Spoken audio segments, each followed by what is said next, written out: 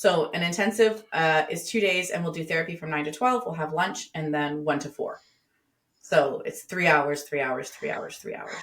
It's great. It's evil, but go on. It's good. It's really transformative. That's so packed sessions are actually designed to be longer. Ideally, they are 3 hours every time. And that goes back to what I started with about that people lie, like to ourselves, because we come in with our defensive and our protective mechanisms. So we kind of have to tire people a little bit so that then they're kind of short on resources. So they don't have as many resources to use their usual paths. So we kind of have to tire people out a little bit. So then they're just more truthfully just like reacting and responding in a way that's not thought out. So packed is longer. Now, intensive, yes, are longer. And there's no homework because we're just tired. But at the end of an intensive, I do leave people with a summary of all the agreements that we've made because they're always going to come up with agreements.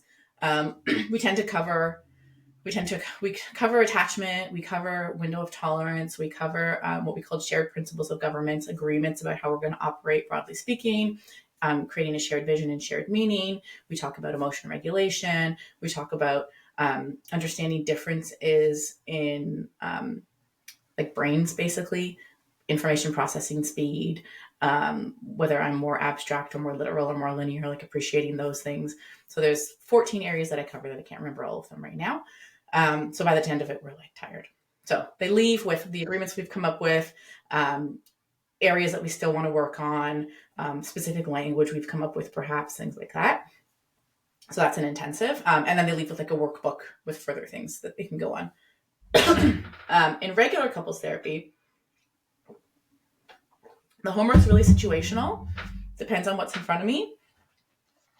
Depends on the couple, and it depends on like where they are in therapy. So we do prefer that people, like as I said, it's to show me that we're doing therapy in therapy. It's not, I'm not just talking to you. You're doing things in there, and then it'll be like take something that we worked on in there.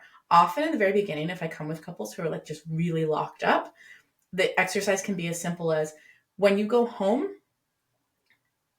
try your best to be aware of what you're feeling and just say to your partner, I am feeling anxious. That's it. Yay. Good job. That's it. That's all I want you to do for a week. Another one I often say is like, I want you to be a detective. Start paying attention to changes in affect. Look at your partner when you're having conversations and start, you can write it down or you can just make a mental inventory. Hey, I just noticed every time William, just before he gets angry, his nostrils flare. Wonderful. Yeah, we're starting to build a dictionary of how you operate because we talk about having the operator's manual to your partner. When you know them, then you can respond in ways that are appropriate for them. So it can be as simple as that. Sometimes when a couple is like skilled enough, I can ask them to do, okay, I want you to go home and I want you to create an agreement on this thing, go through the process, talk about it, etc. By the time you come back, have this sorted out, things like that.